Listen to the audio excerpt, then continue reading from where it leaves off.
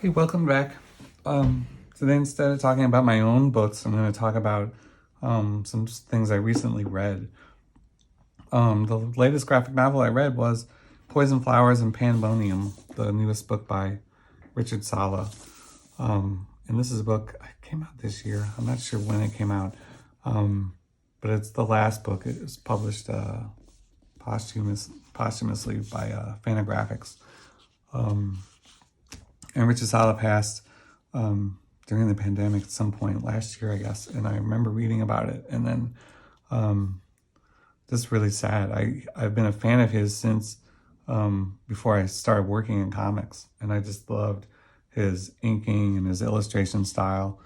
And I've just been a fan forever.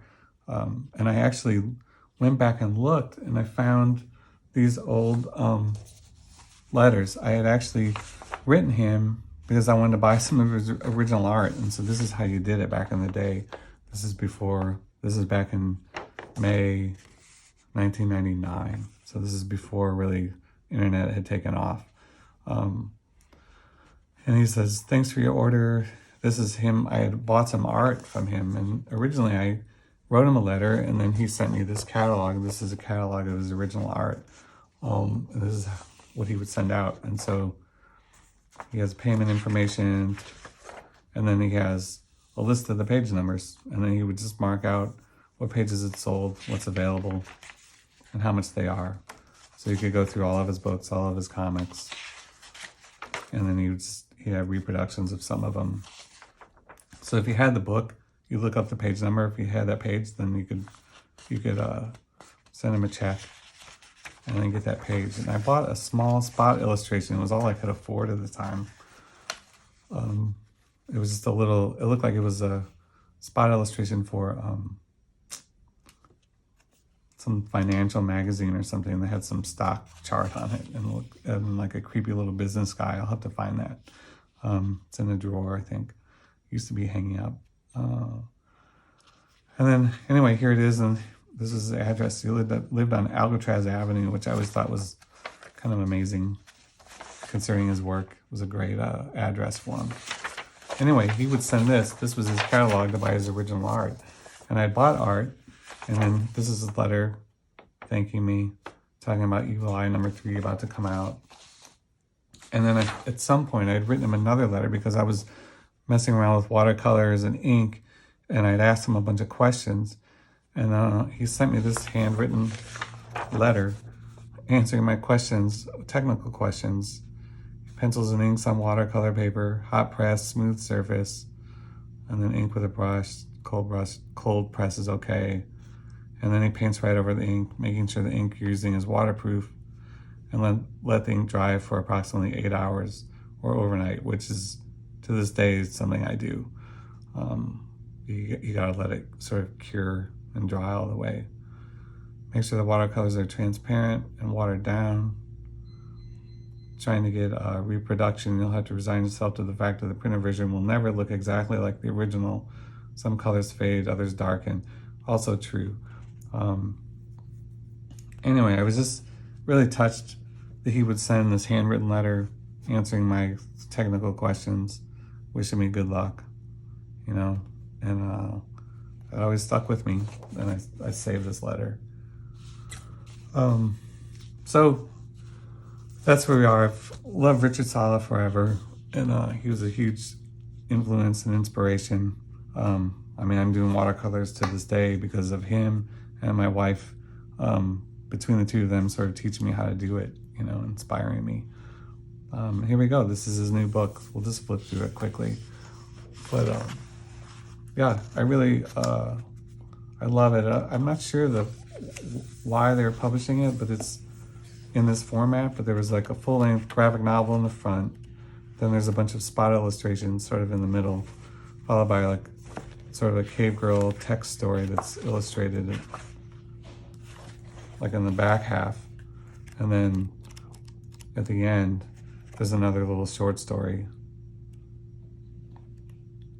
like a graphic novella, in the back. There's a few different stories in here. It's sort of not really connected, but sort of it's almost more of like a collection. Anyway,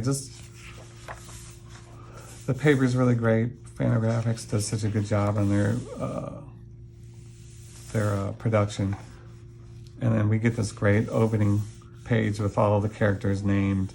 I love Richard Sala's, the naming of his characters and his writing. It's so evocative. And then the character designs are amazing. I'm, again, a huge fan of Dick Tracy from back when I was in high school. And so it sort of has that vibe. It's like a horror twist to some Dick Tracy. Anyway, the stories are great. To me, the stories are almost incidental to the style and the mood of the work. It's always a girl sort of investigating something. There's mysterious rings and these creepy characters, and then someone's always getting murdered or choked. It's dark, but it's dark in a way that's sort of like not. I don't know. It's still fun. I think the colors are fun, and then his use of watercolors and the way he uses this sort of wet on wet to sort of bleed into itself. And I'm pretty sure these colors are so bright. I think he's using the Doc Martin concentrated watercolors. They come in these bottles. They're really bright and concentrated. And I think that's what he's using for a lot of this, because the colors are just really bright and vivid. The other thing I love about his work too is the lettering. Everything's hand lettered. He has a great style, and I don't think he used a font. I mean, you can always tell. You look at the T's; everyone is different. He just had such a great lettering style, and I just love it. This crazy spatter effect. It's always shocking, but again, it's like the art is so charming that no matter how dark it is, you just kind of love it, But it's great, and he's one of those artists to me that's been so consistent over the years. Like, this is his latest work, and we'll flip through. I've had a few of his other books. This was the first book I'd read of his, Chuckling What's It? And again, I love the story, and but it's not much different. It's black and white, and you can see that there's more hatching, and I guess it's black and white, so he's using more, spotting more blacks. But so it's slightly different, but the quality is just the same. The lettering is the same. He's got such a unique voice and style, and it just was so consistent. Anyway, I love this. This came with a little bookmark. I found this bookmark. Black Cat Crossing Kitchen Sink Press. I'm not even sure what year this would have been. Interesting bookmark. Again, always a lot of violence, but it reminds me of like Dick Tracy, where people are getting shot. And if you go back and read those old Dick Tracy comic strips, they're really violent. People are getting killed left and right in horrible ways. And it's the same. I can't help but imagine that was Chester Gould was one of his influences as well, but along with other horror cartoonists. Anyway, I just love his work. What I really love, what I learned from this book early on, and let's see what year it was published. 1995, 96, and 97. So those are the years I still had a day job as a graphic designer. And I was looking at books for inspiration. And what I realized when I read this was that he was just putting everything he loved to draw into the story. Like all this creepy stuff, the owls and these creepy characters, all these elements. And I think that's what inspired me the most was, he's writing into the story the things he likes to draw, the things that are fun for him to draw. And that's what I ended up doing with Pistol Whip. That was my first published book. I really just made a list of stuff I wanted to draw, pirates and spies and detectives and old typewriters and cars and like 1940s cityscapes and things like that. And I just wrote a story around that, you know, and the story sort of suggested itself based on kind of the weird things I was into and wanted to draw at the time. That's always the vibe I got from Richard Sala. Here's another book I have, Cat Burglar Black. This is published by First Second. This is a later work. Again, it's a great, full color, painted. I don't like the slick paper this is on, and it's a little too small compared to the other books. But I think First Second definitely has guidelines for like paper stock, and their line of books, they're a little more strict on production. Like it sort of has to fit their line of books, which I understand. I also am not a big fan of that. I feel like this larger format does his work better service, and then this uncoated paper stock just looks better with his watercolor. The glossy paper is just not as good.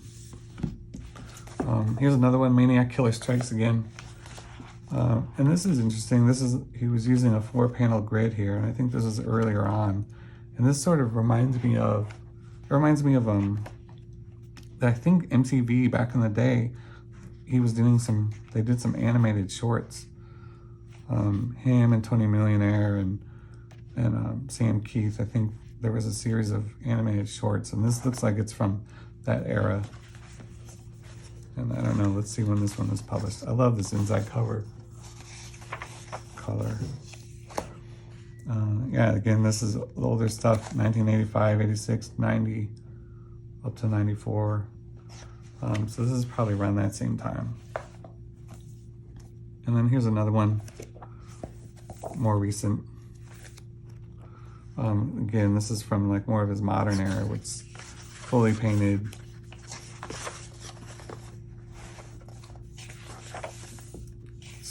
Creepy cults, and again, the great lettering and just crazy stories. I love it. It looks like in his newer work, he definitely opened up more 3-panel pages, a lot more space, more room for the color. You can see his sort of style evolving. And some other little oddities, some illustrations with text. Anyway, another great book. And then Peculia, again from Fantagraphics. And Fantagraphics does it right. This uncoated stock. The paper's great. Bigger format. Anyway, if you haven't read any of this, I suggest picking up any one of these books. My favorite one is still Chuckling What's It? But I think it just hit me at just the right time and the right place. You know, I was just getting started in comics, and I loved how crazy bonkers it was and all the different elements in it, and how it was violent but still kind of fun and creepy, but never not fun. And I think that was what I liked the most. All right, and that's Richard Sala. Go pick up one of these books. You won't be disappointed.